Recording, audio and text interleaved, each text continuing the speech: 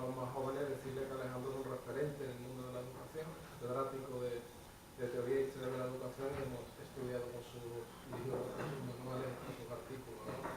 Y más allá de eso, pues ha tenido responsabilidades a nivel del ministerio, ha sido secretario general de Educación, ministro de Educación, ha tenido también responsabilidades en el Instituto de Calidad, ¿no? de Evaluación de la Calidad Educativa, y actualmente es el rector de la Universidad Nacional de Educación a Distancia del año 2013. Ya digo, para nosotros un referente en el campo de la educación en general y en particular, pues lógicamente en todo lo que tiene que ver con la innovación educativa, ¿no? De otras cosas porque la UNED ha hecho la transición, ¿no? De ser la universidad de referencia a distancia a ser una universidad donde ya, digamos, el concepto de distancia tradicional pues trasciende al blended learning, al e-learning y a todas estas cuestiones. Pues nada más, muchísimas gracias. Muy bien, pues muchas gracias. Y bueno, ya lo dije antes, me siento muy contento de estar hoy aquí en este seminario que forma parte del Congreso. Y bueno, pues vamos a entrar en materia. He preparado una presentación aquí.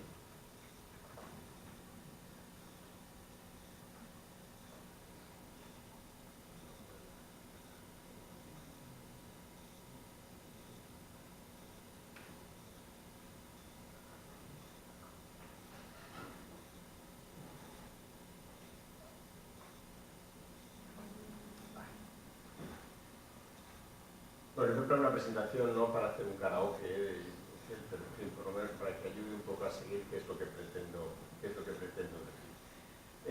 El tema que acordé con David que iba a tratar es la universidad ante el reto digital. Podemos decir, bueno, pues es un tema muy amplio que puede englobar muchas cosas y afecta a aspectos muy diferentes. Yo, con, en fin, la ventaja que tiene quien da siempre una primera conferencia, puede plantear una serie de cuestiones generales que luego algunos tendrán que ir aterrizando mucho más, pero esa es mi intención precisamente, la de hacer un conjunto de reflexiones de qué significa todo esto, en qué marco estamos moviéndonos, qué es lo que está pasando en el ámbito educativo, pero concretamente en el ámbito universitario, bueno, y qué, digamos, qué conclusiones podemos sacar nosotros para la tarea que desarrollamos. Bueno, lo primero que quiero es hacer alguna reflexión general, no me voy a extender en exceso, pero una reflexión general sobre la educación como actividad, como digo ahí, que está en cambio permanente.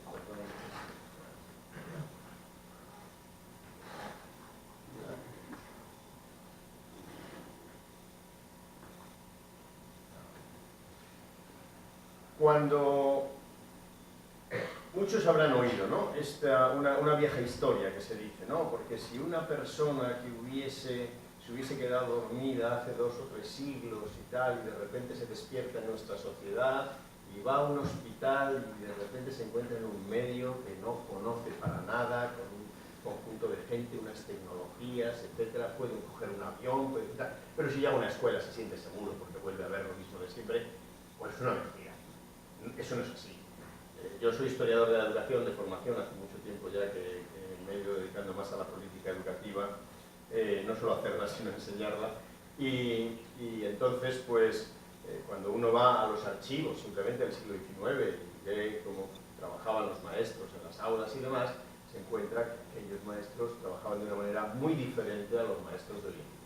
Que nos suena que decimos que es lo mismo, pero en realidad no es lo mismo, hay muchas cosas que han transformado. Claro, si uno dice, sí, hombre, hay un señor o señora que habla delante de un conjunto de chicos o de chicas. Vale, bien, es como si decimos, hombre, es que la medicina no ha cambiado porque hay un señor o señora que es médico y viene alguien y entonces le observa la receta y le da un remedio, ¿no?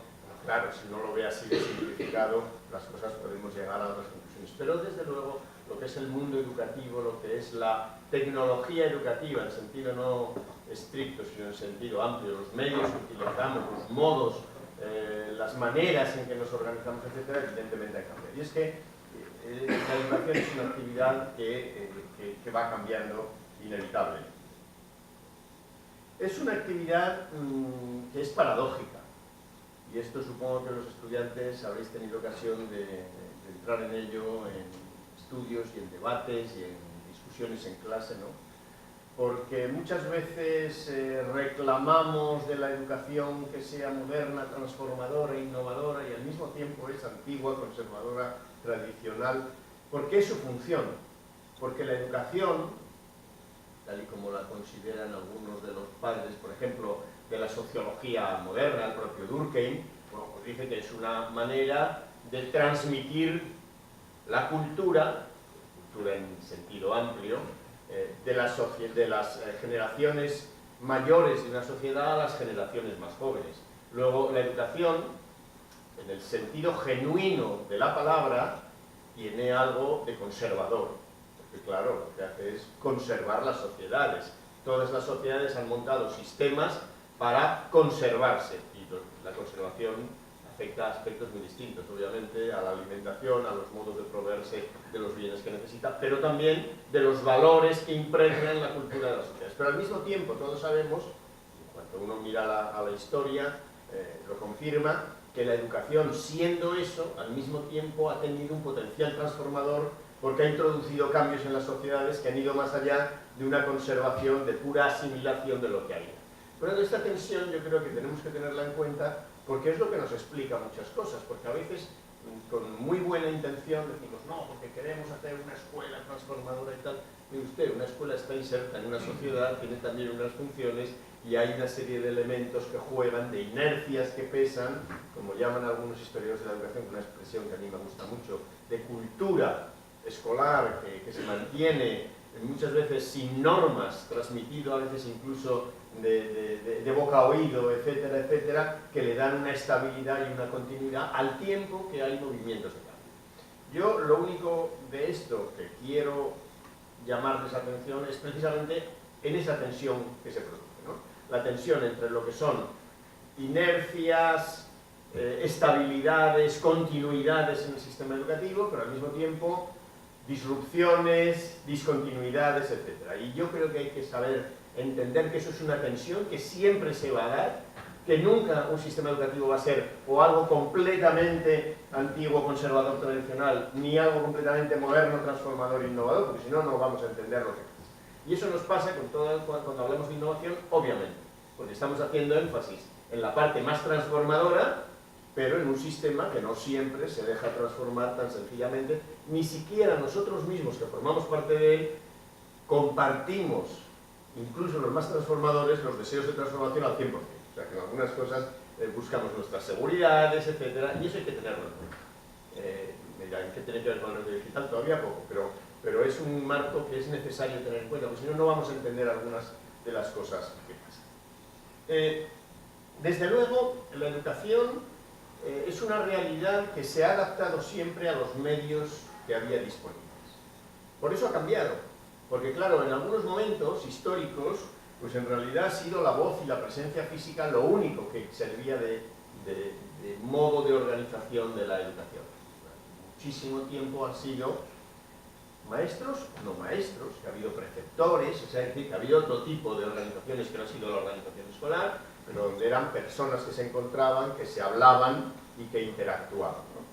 En el momento en que empieza a haber textos, pues digamos que eso enriquece los modos educativos, porque ya el modo de transmisión no es solamente el oral, sino que es el escrito, y qué decir cuando empieza a haber modos de escritura que se pueden comunicar a distancia, cuando empiezan los sistemas de correo postal, por ejemplo, o cuando empieza la difusión de la prensa, no necesariamente la prensa cotidiana, digamos, de medios que se difunden de otra manera, bueno, pues va abriendo las posibilidades de transmitirse de unos a otros, ¿no? Si San Pablo mandaba epístolas a los pueblos lejanos para venderles las bondades del catolicismo, ¿no? Pues digamos que ese es un modo muy poco sofisticado de algo que hace 2 siglos empieza a difundirse de una manera mucho más amplia. Y es normal, por ejemplo, todos citamos entre los precursores de la educación a distancia, pues por ejemplo el aprendizaje de la taquigrafía, a distancia basándose en textos que iban incluidos en los periódicos.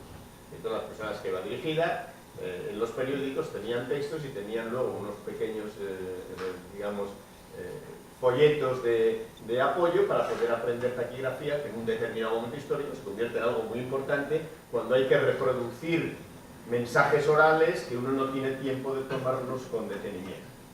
¿Qué ocurre posteriormente? Y ya en épocas más cercanas, que empezamos a entrar en la época del sonido, en la época de la imagen, y desde luego eso empieza a afectar enormemente a los medios de comunicación. Sin llegar al día de hoy, con el valor de la imagen, de los vídeos, el impacto que tiene, por ejemplo, YouTube, etcétera, pues es evidente que esto empieza a jugar mucho más en universidades como la nuestra. Esto empieza a tener un juego enorme, ¿no? Y empezamos no solo a escribir cosas, sino a grabar, a emitir, a lanzar, etc. Y ya llegamos a un momento mucho más actual en el que tenemos el impacto de las tecnologías de la información y de la comunicación y de Internet, que van a venir a transformar absolutamente el modo en que nosotros organizamos la enseñanza y el aprendizaje, que es algo de lo que quiero tratar y en lo que quiero detenerme más en este momento.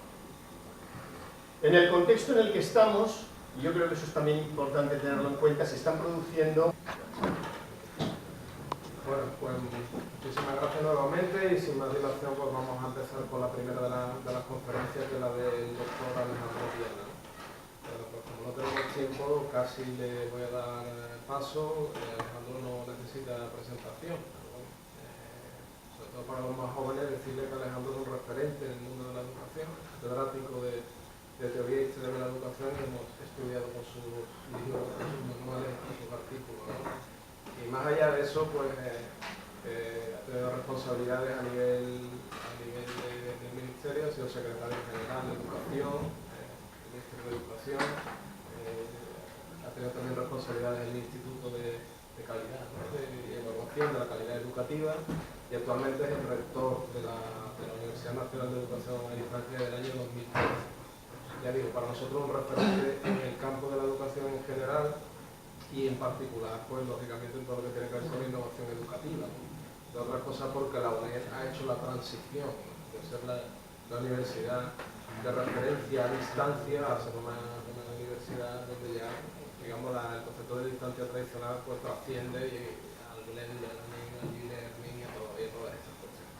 Pues nada, muchísimas gracias. Muy bien, pues muchas gracias. Y bueno, ya lo dije antes, me siento muy contento de estar hoy aquí en este seminario que forma parte del Congreso. Y bueno, pues vamos a entrar en materia. He preparado una presentación aquí.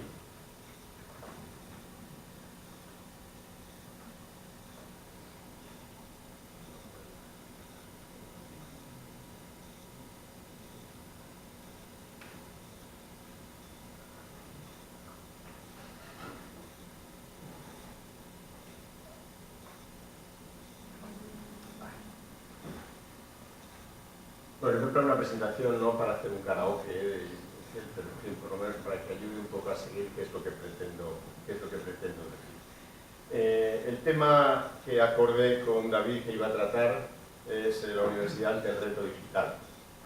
Podemos decir, bueno, pues es un tema muy amplio que puede englobar muchas cosas y afecta a aspectos muy diferentes. Yo, con, en fin, la ventaja que tiene quien da siempre una primera conferencia, puede plantear una serie de cuestiones generales que luego algunos tendrán que ir aterrizando mucho más, pero esa es mi intención precisamente, la de hacer un conjunto de reflexiones de qué significa todo esto, en qué marco estamos moviéndonos, qué es lo que está pasando en el ámbito educativo, pero concretamente en el ámbito universitario, bueno, y qué, digamos, qué conclusiones podemos sacar nosotros para la tarea que desarrollamos. Bueno, lo primero que quiero es hacer alguna reflexión general, no me voy a extender en exceso, pero una reflexión general sobre la educación como actividad, como digo ahí, que está en cambio permanente.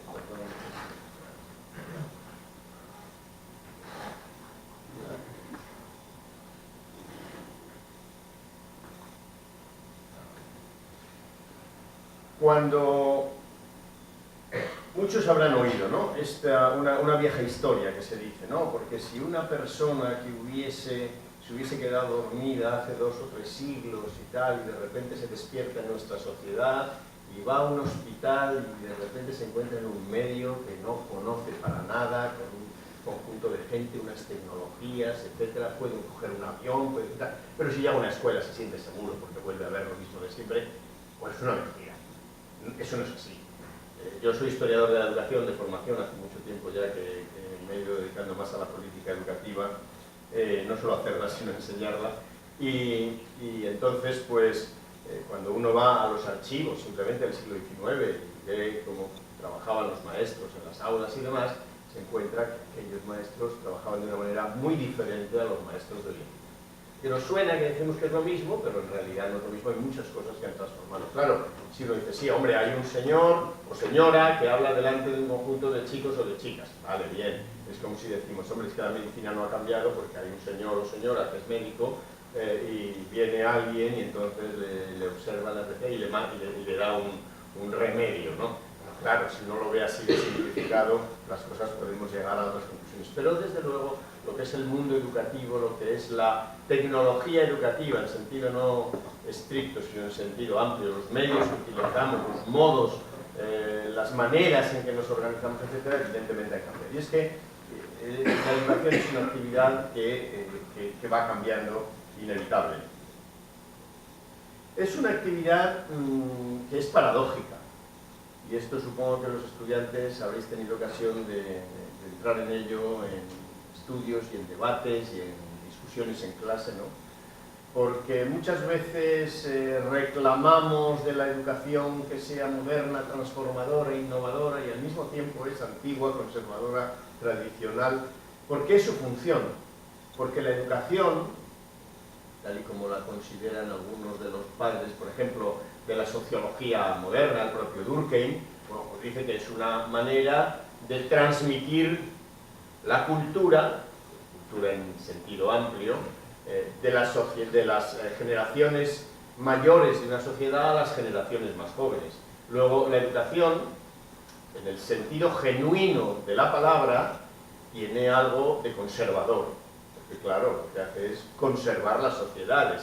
Todas las sociedades han montado sistemas para conservarse, y la conservación afecta a aspectos muy distintos, obviamente, a la alimentación, a los modos de proveerse de los bienes que necesita, pero también de los valores que impregnan la cultura de las sociedades. Pero al mismo tiempo, todos sabemos, en cuanto uno mira a la historia, lo confirma, que la educación, siendo eso, al mismo tiempo ha tenido un potencial transformador porque ha introducido cambios en las sociedades que han ido más allá de una conservación, de pura asimilación de lo que había.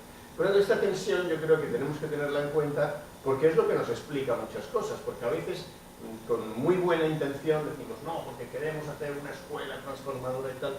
Y usted, una escuela está inserta en una sociedad, tiene también unas funciones y hay una serie de elementos que juegan, de inercias que pesan, como llaman algunos historiadores de la educación, una expresión que a mí me gusta mucho, de cultura escolar que se mantiene muchas veces sin normas, transmitido a veces incluso de boca a oído, etcétera, etcétera, que le dan una estabilidad y una continuidad al tiempo que hay movimientos de cambio.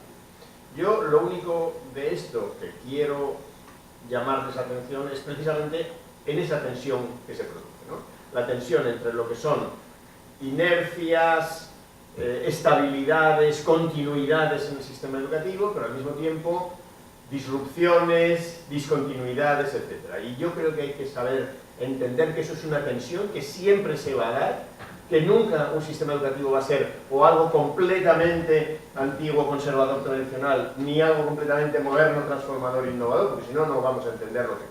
Y eso nos pasa con cuando hablamos de innovación, obviamente, porque estamos haciendo énfasis en la parte más transformadora, pero en un sistema que no siempre se deja transformar tan sencillamente, ni siquiera nosotros mismos que formamos parte de él, compartimos, incluso los más transformadores, los deseos de transformación al 100%. O sea que en algunas cosas buscamos nuestras seguridades, etc. Y eso hay que tenerlo en cuenta. Me dirán, ¿qué tiene que ver con el reto digital? Todavía poco, pero es un marco que es necesario tener en cuenta, porque si no, no vamos a entender algunas de las cosas que pasan. Desde luego, la educación es una realidad que se ha adaptado siempre a los medios que había disponibles. Por eso ha cambiado, porque claro, en algunos momentos históricos, pues en realidad ha sido la voz y la presencia física lo único que servía de modo de organización de la educación. Muchísimo tiempo han sido maestros, no maestros, que ha habido preceptores, o sea, es decir, que ha habido otro tipo de organizaciones que no ha sido la organización escolar, pero donde eran personas que se encontraban, que se hablaban y que interactuaban, ¿no? En el momento en que empieza a haber textos, pues digamos que eso enriquece los modos educativos, porque ya el modo de transmisión no es solamente el oral, sino que es el escrito. Y qué decir cuando empieza a haber modos de escritura que se pueden comunicar a distancia, cuando empiezan los sistemas de correo postal, por ejemplo, o cuando empieza la difusión de la prensa, no necesariamente la prensa cotidiana, digamos, de medios que se difunden de otra manera. Bueno, pues va abriendo las posibilidades de transmitirse de unos a otros, ¿no? Si San Pablo mandaba epístolas a los pueblos lejanos para venderles las bondades del catolicismo, ¿no? Pues digamos que ese es un modo muy poco sofisticado de algo que hace 2 siglos empieza a difundirse de una manera mucho más amplia. Y es normal, por ejemplo, todos citamos entre los precursores de la educación a distancia, pues por ejemplo el aprendizaje de la taquigrafía a distancia basándose en textos que iban incluidos en los periódicos. Y todas las personas que iba dirigida en los periódicos tenían textos y tenían luego unos pequeños, digamos, folletos de apoyo para poder aprender taquigrafía, que en un determinado momento histórico se convierte en algo muy importante cuando hay que reproducir mensajes. Miles o millones de empleos se van a ver afectados en los próximos 10 años o 20 años por transformaciones que ni siquiera sabemos exactamente cómo van. Por tanto, estamos hablando de algo muy importante que está afectando a nuestra vida y que además es imparable, que ya tenemos que contar con ello, pero que está abierto hacia el futuro. Entonces, el reto fundamental que tenemos es cómo incorporar esto en la vida de las universidades. Hasta ahora se ha venido produciendo una incorporación paulatina tanto en las universidades convencionales como en las universidades apellidadas a distancia. En las universidades convencionales, pues es ya muy habitual el uso de campus virtuales. Rara es la universidad que no tiene un campus virtual en el cual los estudiantes se pueden comunicar con sus profesores entre sí, pueden encontrar materiales, pueden encontrar sus calificaciones, pueden saber cuando tienen no sé qué agendas de actividades, etc. Eso es algo que ya está relativamente generalizado y establecido y, bueno, y está funcionando bien. Empezó más tarde la oferta en abierto de cursos tradicionales. Universidades que tenían cursos que estaban ofreciendo y decían, oye, esto ¿por qué no lo hacemos públicos? ¿Por qué no lo hacemos disponible de otra manera, ¿no? Por ejemplo, toda la tendencia, que a mí me parece que para nosotros nos está dando muy buen resultado, porque es la que más impacto tiene, que es lo que llamamos el uso de recursos educativos en abierto, ¿no? Los OER, ¿qué es? Pues productos que las universidades tenemos y que en lugar de restringirlos a uso interno para nosotros y nuestros estudiantes en el entorno de nuestras aulas y demás, pues los ponemos disponibles en abierto. No son MOOC, porque no es más que el objeto, ¿no? El objeto, el recurso educativo, pero ahí está, ¿no? Esto es lo que ha hecho, por ejemplo, contribuir también al despegue de todas las tareas educativas en Internet. Uno entra en YouTube o en la Khan Academy, etcétera, pues encontrará cantidad de recursos disponibles y algunos ya muy sofisticados, ya no cosas sencillas. Dentro de esto, las universidades en general lo hemos ido haciendo esto, algunas van más lentas que otras, pero digamos que es otra tendencia que también va adelante. Y luego, el desarrollo de los MOOC y de iniciativas similares. Luego mencionaré un poquito más, porque el caso de los MOOC es un caso paradigmático, no tanto por el interés solo de ellos, sino un poco lo que representa de los cambios que se están produciendo, y por lo tanto dedicaré un poquito más. Pero si uno ve el reverso, que son las universidades que manejamos a distancia, también estamos cambiando mucho efecto de todo esto. Cuando yo entré en la UNED, en el año 80, después de haber trabajado en un colegio de EGB, fui profesor de la primera generación de alumnos que llegaron a octavo de GB. Algunos ya son más que 50 años. Entonces, claro, yo llegué a la UNED en el año 80 y a mí me sentaban en un despacho, en una mesa, teníamos unos cuadernillos de materiales didácticos que recibían los estudiantes, luego ya se empezaron a editar en forma de libros, unos cuadernillos de evaluación a distancia, físicos, que el estudiante recibía, completaba y nos devolvía por correo. Me pasaba los días y las tardes de guardia sentado allí esperando que sonase el teléfono, y el alumno te llamaba de vez en cuando por teléfono y tal.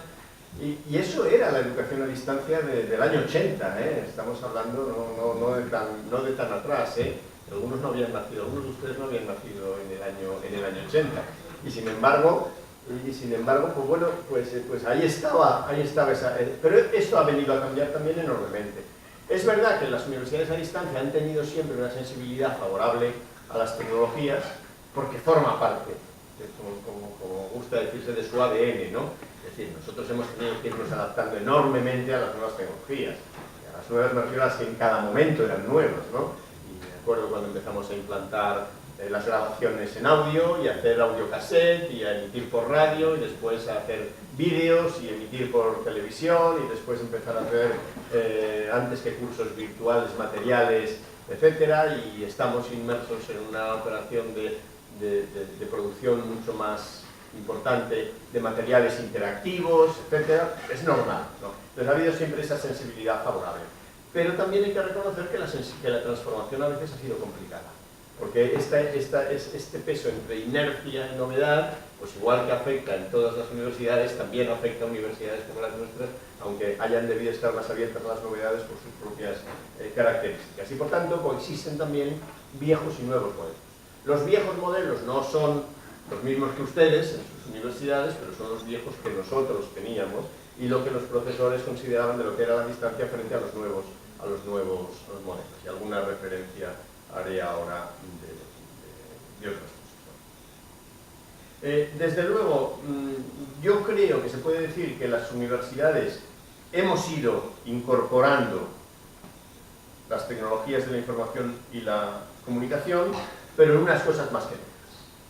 Lo hemos incorporado de una manera bastante generalizada en los modos de gestión, que hoy en día muchas de las gestiones ya no las tenemos que hacer físicamente. En esta universidad no sé, en la mía desde luego no se hace físico, o sea, los estudiantes no pisan una secretaría de una facultad porque sería absurdo, pueden pisar un centro asociado, pero allí cada vez más cosas lo que les van a ayudar es hacerlo allí pero digitalmente o por internet, ¿sabes? Y desde luego nosotros nos hemos integrado en los sistemas de la administración electrónica de la Administración General del Estado, y ahora tenemos ya el registro electrónico y cada vez van a ir más cosas y esto es imparable. Los modos de gestión lo hemos incorporado y yo creo que las universidades muchas estamos incluso por delante de muchas administraciones y de muchas empresas, sin duda, ¿no?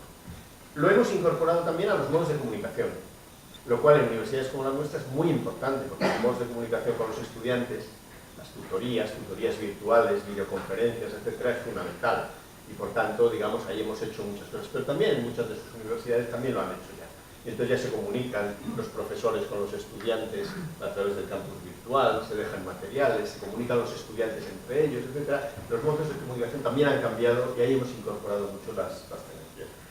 Pero hay otros elementos, otros aspectos donde no hemos avanzado tanto, ¿no? En general. Y yo señalaría los modos de aprendizaje, enseñanza y aprendizaje, donde se usa más bien como un complemento que como algo que lo haya transformado. Nosotros hemos tenido que avanzar más en esa línea, pero aún así, como digo, tampoco hemos llegado tan allá como seguramente se podría. Y desde luego los modos de investigación. Los modos de investigación, aparte de la comunicación entre investigadores, que obviamente sí, pero no es algunas cosas tan sencillas. Es verdad que en algunos campos han empezado en nuestra universidad, por ejemplo, se está no solo practicando, sino trabajando ya con laboratorios remotos o con cosas de ese tipo, pero todavía yo creo que hay más campo de desarrollo, todavía la incorporación de las tecnologías es más limitada. Voy a centrarme ahora, como ejemplo, en el caso de los MOOC y el impacto en la educación superior, yo creo que es un elemento muy revelador, porque ha sido algo que ha ocurrido en los 10 últimos años, que ha tenido una evolución, que ha generado debates y controversias, y que yo creo que es una muestra de cómo se están produciendo ahora algunos cambios y de qué nos cabe esperar de otras cosas. La historia de los MOOC a mí me parece que es muy instructiva, ¿no? Los primeros empiezan a aparecer en el año 2008. En el año 2008 son cuando empiezan a hacerse accesibles los primeros cursos, que son cursos ofrecidos por algunas universidades convencionales canadienses y luego estadounidenses, y que se ofrecen en abierto. MOOC, ya sabéis, es Massive, masivo, Open, abierto, online, en línea, cursos masivos abiertos en línea. Entonces, la novedad es que son cursos que están concebidos ya como cursos, ya no son solo recursos educativos, sino que son cursos concebidos de otra manera, lo veremos, pero que se ofrecen de una manera abierta y a quien quiera seguir. Bueno, en el 2008 empiezan a lanzarse los primeros. En el 2012, ahí no se ve muy bien, pero ahí lo verán arriba en esta esquinita, el New York Times, en su sección de educación, en ese número que saca a comienzos de año, lo llama el 12, el año del MOOC. Es decir, en 2012 estamos en un momento de gran expansión de los MOOC, no tanto expansión cuantitativa como expansión del impacto, de la imagen, etcétera, de los MOOC. Y a partir del 2014 empiezan a surgir dudas, escepticismo, críticas, etcétera, ¿no? De tal manera que son muchas las personas que han asimilado el desarrollo de los MOOC no es fácil traducir hype, el hype cycle, el ciclo, el revuelo o bombo de la importancia que adquieren las cosas, por así decirlo, de las tecnologías emergentes. Un modelo que desarrolló Gartner con T, no sé el psicólogo, y que se ha aplicado en muchas cosas y también se ha aplicado al desarrollo de los MOOC, ¿no? Y bueno, hay un momento en que surge, hay un pico de expectativas excesivas, infladas, después cae a uno de desilusión, a una cima de desilusión, y luego ya entramos, digamos, en un momento donde se alcanza una especie de plano de productividad, ¿no? Donde ya hay un desarrollo normal. Según esto, digamos, el año 2008 sería el inicio, el 12 estaríamos ahí por ese pico de arriba, seguramente el 14, 15 estaríamos abajo, y ahora debiéramos estar en otro lugar donde hay un debate sobre en qué medida los MOOC están aportando, ¿no? Hay un debate interesante, muy poquito, hace unas par de semanas, así, Antonio Rodríguez de las Heras publicaba un artículo sobre si los MOOC habían muerto o no. Es muy interesante el debate. Y yo creo que es muy revelador de lo que está pasando en el ámbito universitario, porque muchas de las cosas que ustedes han dicho empiezan a plantear estas dudas. Decía el rector, si yo hago un MOOC y lo ofrezco, si el MIT me hace uno igual, ¿qué sentido tiene el que yo hago? No, o sea que en el fondo empieza a alterar ya no solo el modo en que yo transmito el conocimiento, en que los estudiantes se relacionan entre ellos, porque son sistemas más conectivistas, en que más que una dirección educativa, que es uno de los problemas, ahora veremos, es más una interacción entre aprendices, por así decirlo. Bueno, y todo eso no solo es que afecte a los sistemas de enseñanza y aprendizaje, sino ya la competencia internacional y por qué hago yo esto si otro lo va a hacer mejor que yo, tiene más recursos, etcétera, etcétera. Los MOOC, cuando surgieron, plantearon dos grandes promesas. Dos grandes promesas que ahora analizaremos, lo hemos visto que no es para tanto, pero plantearon dos grandes promesas. La primera, que iban a democratizar la educación superior, y la segunda, que iban a transformar los modelos de aprendizaje. ¿Por qué iban a democratizar la educación superior? Bueno, porque proporcionaban acceso libre a cursos que ofrecían universidades de élite.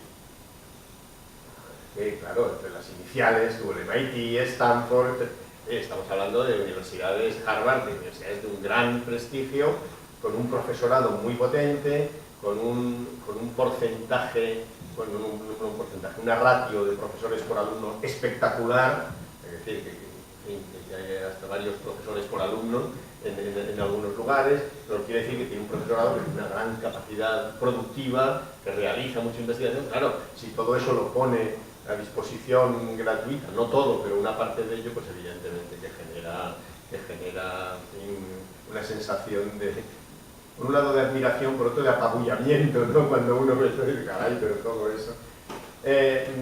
Sebastian Thorne, uno de los promotores de todo el movimiento de los MOOC, decía que lo que iban a permitir es hacer la educación superior más eficaz, accesible, todo desde UNESCO, otras organizaciones similares, pues van a decir, bueno, es que lo que nos puedes ofrecer nuevas oportunidades para extender el acceso en países en desarrollo, digamos, no tenemos que manejar tantos medios, sino que podemos aprovechar medios que otros nos ofrecen y por tanto podemos asegurar un acceso al conocimiento con muchas menos restricciones.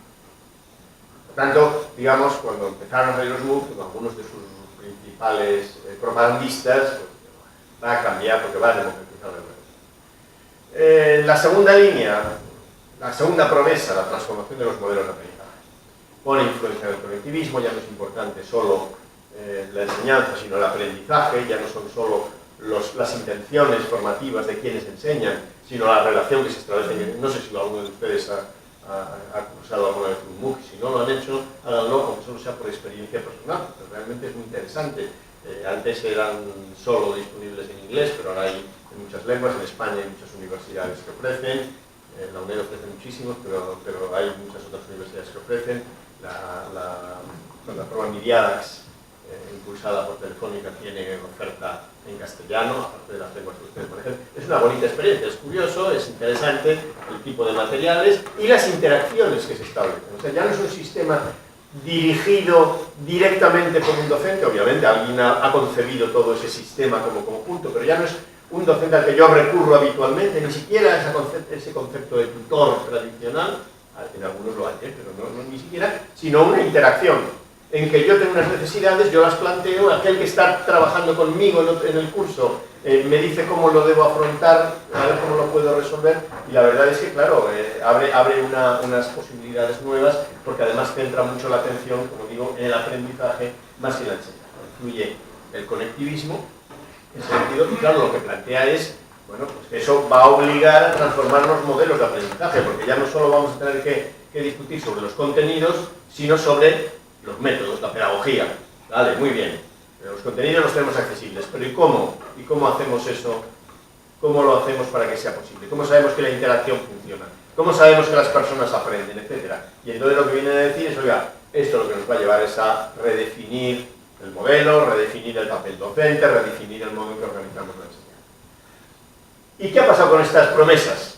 Bueno, pues yo creo que los MOOC al día de hoy, podemos decir, han logrado una serie de logros importantes y luego tienen algunas limitaciones que también los. Entre sus logros significativos yo señalo aquí cuatro. Primero, que han demostrado ser un instrumento adecuado para aprender en campos académicos muy diversos. O sea, que esto empezó haciéndose en cursos de inteligencia artificial, en cursos de informática, pero hoy en día se está haciendo en cosas variopintas, de derecho, el rector. En la UNED hace poquito hemos hecho uno sobre derechos humanos, para enseñanza de lenguas extranjeras. Yo creo que el de la UNED el más éxito ha tenido es uno de iniciación al alemán. O sea que hay muchos campos muy diversos, se está utilizando y ha demostrado que no era solo para informática, inteligencia artificial y tal, sino que llega a muchos otros campos. La verdad, eso lo ha demostrado. En segundo lugar, ha mostrado versatilidad, porque los modelos han empezado a diversificar. Hay quien habla de los XMOOCs, MOOC, VMOOC, SPOC, los SPOC es casi lo más llamativo, son Small Private Online Courses, o sea, que en realidad rompe con dos de las características que son masivos y abiertos, ¿no? Pero digamos que es un tipo de instrumento que se ha ido adaptando a distintas necesidades, a distintos públicos y que, por tanto, manteniendo un poco la esencia de lo que era, se ha ido diversificando. Y eso creo que es una riqueza que tiene como instrumento, porque si lo consideráramos una cosa cerrada, que no tiene más que una modalidad, pues sería mucho más limitado. En tercer lugar, han impulsado la adopción y difusión de nuevos tipos de materiales de estudio. Y en este sentido, una de las grandes novedades que han aportado es el trabajo a partir de minivídeos. O sea, que muchos de los MOOC están concebidos los materiales de aprendizaje como vídeos cortos, de no más de 5 minutos desde luego, que van formando modularmente, por así decir, el contenido del curso, ¿no? Y eso ha influido sobre otras muchas cosas, y además ha incidido con algunas de las tendencias que hoy en día se están dando a que, por ejemplo, cada vez más la consulta de contenidos de aprendizaje se haga a través de vídeo. O sea, el auge de YouTube no es casual. La UNED, por supuesto, tiene un canal en YouTube y tenemos dentro del canal UNED en Internet, tenemos más de 20, ya no sé si llevamos por 22 o 23 millones de visualizaciones, o sea que es una cosa enorme, masiva, y no somos los más vistos, la Khan Academy, etcétera, Edu, hay cantidad de iniciativas, ¿no? Bueno, los MOOC han contribuido también a cambiar todo esto y a pensar que se pueden presentar los materiales no en forma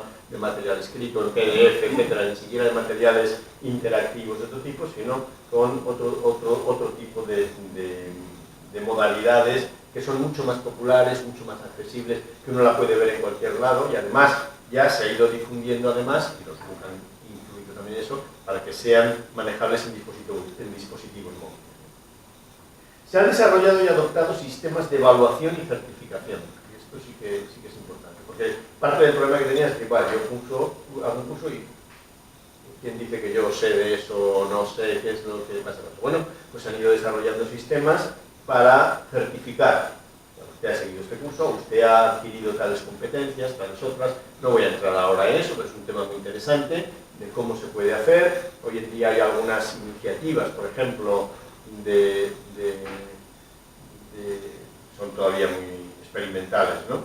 Pero, por ejemplo, de identificación de la persona que hace una determinada demostración, ya no digo prueba, pero es un examen en el estilo tradicional, por ejemplo, a través del iris del ojo, a través del movimiento, o por ejemplo, a través de las pautas de escritura personales. Digamos que hay sistemas cada vez más complejos para que si un señor se pone delante de un ordenador, pero no tiene un profesor delante, se puede estar seguro que es él el que está haciendo la prueba y que no lo está trayendo de otro lado, no está haciendo otras cosas. Todavía no estamos al cabo de la calle, eso ni mucho menos, pero se está avanzando muy rápidamente. Y los MOOC han contribuido mucho a avanzar en esa dirección. Y se han puesto en marcha iniciativas de colaboración entre universidades y otras instituciones de educación superior. Pero, lógicamente, la producción de este tipo de cosas en sus costes, para una universidad como la UNED es relativamente pequeño, el coste adicional. Nosotros ya tenemos que tener un centro de producción de medios audiovisuales muy potente, porque nosotros necesitábamos. Por lo tanto, hacer algo así no es un coste adicional muy grande, pero para algunas universidades es un coste añadido muy, muy importante. En el lado contrario, limitaciones. Bueno, pues frente a las promesas que en su día dijo, los MOOC han tenido y siguen teniendo altas tasas de abandono, que pone de manifiesto problemas de implicación en el estudio, y esto es lo más importante. O sea, ¿cómo puede uno mantener la implicación del estudiante en un sistema que es tan poco directivo y más basado en la interacción? Se han manifestado dificultades para evaluar los aprendizajes adquiridos, como estaba mencionando con anterioridad. Aunque se decía que iban a democratizar la educación superior, los inscritos en los MOOC en general tienen un nivel educativo superior a la media. O sea, es la gente más instruida la que acude en mayor medida a estos medios, con lo cual aquellas promesas de democratización hay que por lo menos situarlas entre paréntesis. Han arraigado más en la educación no formal que en la formal, y esta es una cuestión que está ahí. Nosotros tenemos una asociación europea de universidades a distancia, que formamos las universidades más importantes a distancia de toda Europa, la Open University, la Universitat Alemana, la holandesa, la portuguesa, nosotros, la UOC, en fin, hay diversas universidades, y hemos puesto en marcha un análisis sobre lo que llamamos los Short Learning Programs, porque cada vez ofrecemos más títulos cortos, que generalmente la mayoría son de formación permanente o formación continua, por tanto títulos propios de la universidad. Pero estamos empezando a observar que aquí hay un movimiento de que con algunos de esos títulos se puedan ir combinando con los títulos reglados o de distintas maneras, de tal manera que puedan conducir hacia titulaciones oficiales, cosas que originalmente venían más del campo no formal. Pero hoy por hoy los MOOC es verdad que se mueven en el campo de lo no formal, pero vamos a ver cómo va evolucionando. En general, en estas instituciones tan selectivas, ocupan un lugar periférico, no son el centro de su actividad, claro. En algunos casos incluso esto ha sido transferido a plataformas que comercialmente se han instituido como tales, como Sera, etcétera, que ya están, digamos, fuera de las instituciones, porque están en conexión con ellas, y su modelo de negocio no está claro y genera muchas dudas. Invierte en esto y ¿qué es? ¿Es una cosa que hace benéfica o va a poder cubrir los costes o va a poder tener beneficios? ¿Qué pasa con eso, ¿no? Entonces, ¿qué perspectivas tenemos para el futuro próximo? Bueno, yo aquí leía hace un tiempo unas declaraciones de la CEO de una gran empresa española y decía, bueno, los MOOC posiblemente no sean el futuro, dice, pero seguramente no se puede entender el futuro sin ellos, ¿no? Y lo que venía a decir el otro día Antonio Rodríguez de las Heras en ese artículo que les mencionaba, se llamaba Los alefites de la vida digital, es el blog que tiene, los MOOC han cumplido su función. Venía a decir, bueno, los cursos masivos han cumplido su misión, dice, pero en breve formarán parte de un pasado de museo. Bueno, yo no sé si es así, tengo mis dudas de que eso lo podamos decir de esa manera, pero es evidente que han hecho una contribución muy importante a repensar muchas cosas de la universidad. Nos ha hecho pensar, porque nos ha hecho darnos cuenta de que se puede organizar la enseñanza de otra manera, que se puede basar el aprendizaje no solo en la línea directa enseñanza-aprendizaje, sino también en el aprendizaje cooperativo, conectivo, etcétera, etcétera, que se pueden ofrecer materiales de distinto tipo y conectarlos de distinta manera y conseguir unos fines formativos, que se puede hacer el aprendizaje atractivo, como para que mucha gente lo quiera seguir sin tener obligación de hacerlo. Es posible que los MOOC como tal, como lo que hemos concebido, bueno, pues vayan dando paso a otras cosas, sin duda, pero es verdad que han venido a conmover muchas convicciones, sobre todo. Eso es lo que yo creo que ese es el interés que tiene, ¿no? Hoy en día nos está pasando con algunas otras cosas, ¿no? Nos está pasando con algunas otras cosas. Tendencias previsibles, ¿no? Desarrollaremos modelos híbridos, tendremos que prestar más atención. Ya hay MOOC que están teniendo algún tipo de tutoría diferente. Perdón, se están acercando más a la educación a distancia, es curioso, ¿no? Lo que estamos viendo. Cómo se van haciendo diseños más personalizados para atender a este asunto de la motivación del estudiante para que siga implicado en el estudio. Se van desarrollando sistemas más sofisticados de evaluación y certificación. Pero bueno, quedan ahí una serie de aspectos críticos, que son básicamente dos tipos. La sostenibilidad económica. Vamos a ir a un modelo como pasa en muchas otras cosas, que va a haber unos MOOC que tengan dos vertientes, una free y otra premium, ¿no? O cómo vamos a hacerlo. Es evidente que los MOOC están funcionando en algunas instituciones como un modo de atraer estudiantes. Nosotros lo hacemos, no quiere decir que vayamos, que sea así, pero cuando un profesor hace un MOOC en una cosa que es interesante y tiene algún curso conectado con eso, pues luego hay gente que dice, oye, mira, aquello me gustó, yo he aprendido, voy a seguir. No cabe duda que para instituciones como Harvard o el MIT o demás, para ellos económicamente no es tan importante, pero sí en cuanto a imagen de marca, miren ustedes qué innovador, etcétera, qué tal, suficientes estudiantes tienen que rechazar cada año como para que esto para ellos no sea un problema, pero evidentemente les sigue dando una preponderancia en la imagen pública, ¿no? Y el segundo aspecto crítico es el éxito educativo. La necesidad de demostrar su eficacia para el aprendizaje y demostrar su calidad. Bien, ya voy terminando, ya termino enseguida. Esta última, casi nada más. Tal y como yo lo he ido presentando, yo creo que cumplo el tiempo más o menos, ¿no?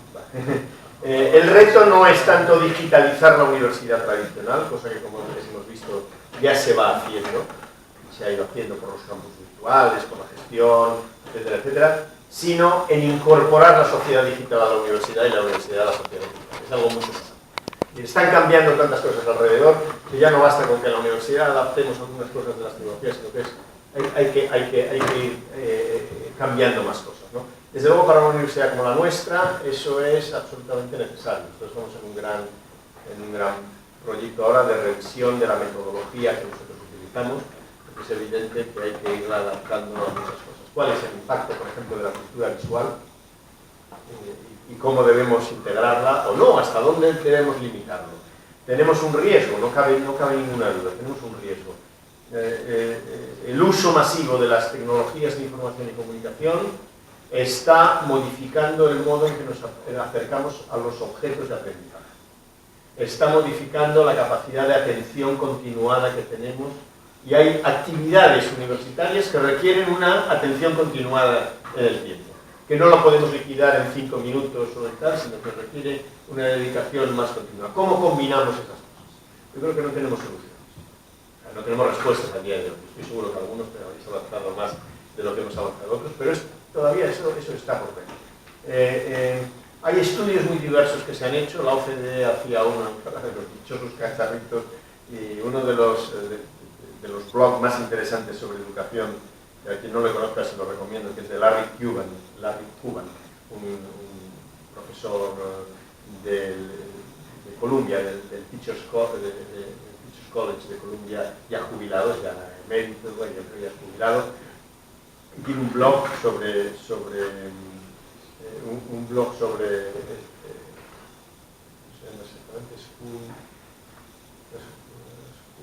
Cultural Practice o algo así.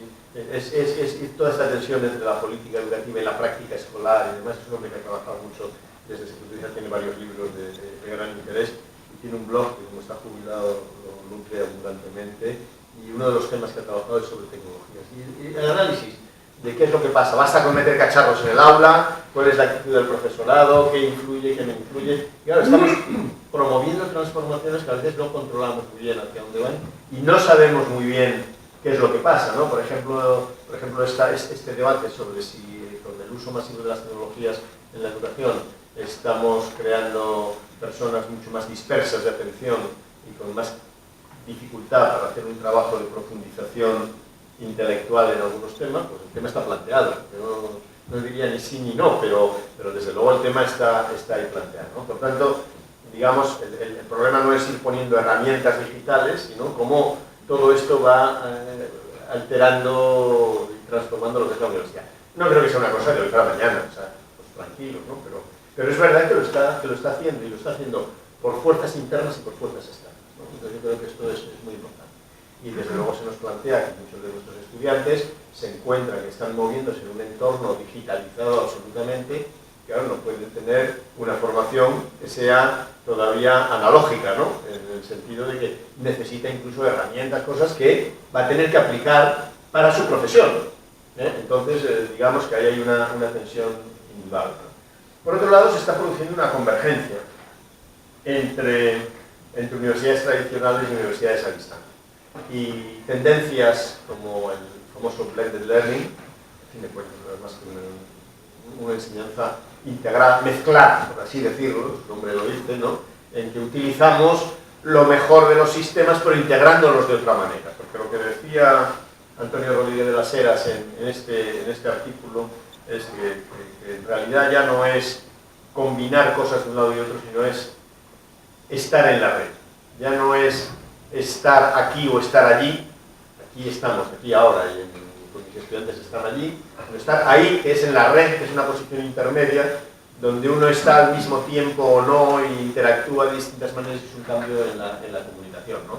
Y ahí no cabe duda de que lo que son las tecnologías, los usos, los modos de las universidades convencionales y las universidades a distancia empiezan los límites a borrarse. No quiere decir que no siga existiendo, pero empiezan a borrarse. Cada vez es más frecuente. En la Asociación Europea de Universidades a Distancia están creciendo los socios, que son lo que ellos asimismo se llaman blended universities, y algunas de ellas muy importantes. Por ejemplo, para el mundo educativo, pues una universidad tan importante como la Universidad de Jyväskylä en Finlandia, que es una de las, en Europa, del ámbito educativo más importantes sin duda, ¿no? Que como es un país más pequeño, no se habla tanto de él como de otros, pero es una universidad. Y es una universidad que su parte en línea no es que sea un aditamento al otro, sino que es una parte cada vez más presente. O por ejemplo la Universidad de Aarhus en Dinamarca, que es también una gran universidad, ¿no? O sea que que esto cada vez está o la de Cambridge, perdón, la de Cambridge, la de Edimburgo, que cada vez está desarrollando más en esa línea. Por tanto, estamos hablando ya de que es un movimiento que ya no son cosas puntuales, sino que empieza a darse cada vez más, ¿no? Entonces yo creo que todo esto lo que nos plantea es que debemos definir las nuevas condiciones que requiere esta universidad digital. Ya no nos vale solo con digitalizar la universidad, sino que es construir una universidad digital. ¿Y eso qué significa? ¿Y qué significa para instituciones que hemos estado cómodas en el papel que teníamos, o presencial o a distancia, porque estaba muy definido y estaba muy delimitado, pero cada vez eso está cambiando a pasos más agigantados. Entonces yo creo que este es el gran reto que tenemos por delante. Cuando hablamos del reto digital, ese es en última instancia, cómo nos transformamos en universidades digitales, en esa sociedad digital. Por tanto, yo creo que por ahí. Y bueno, ahí tienen, si a alguien le interesa más. Me queda una lectura que puse, como he tenido problemas, no lo tenía en el PDF, pero lo tenía en la presentación de PowerPoint, pero he tenido problemas para subirla y no lo he podido, que es un número que coordiné con otros colegas de Comunicar, el número 51, que se llamaba E-Innovación, E-Innovación en la educación superior. Es del año 17, del año pasado. Y bueno, hay cosas muy básicas, pero yo creo que tiene interés. Pues muy bien.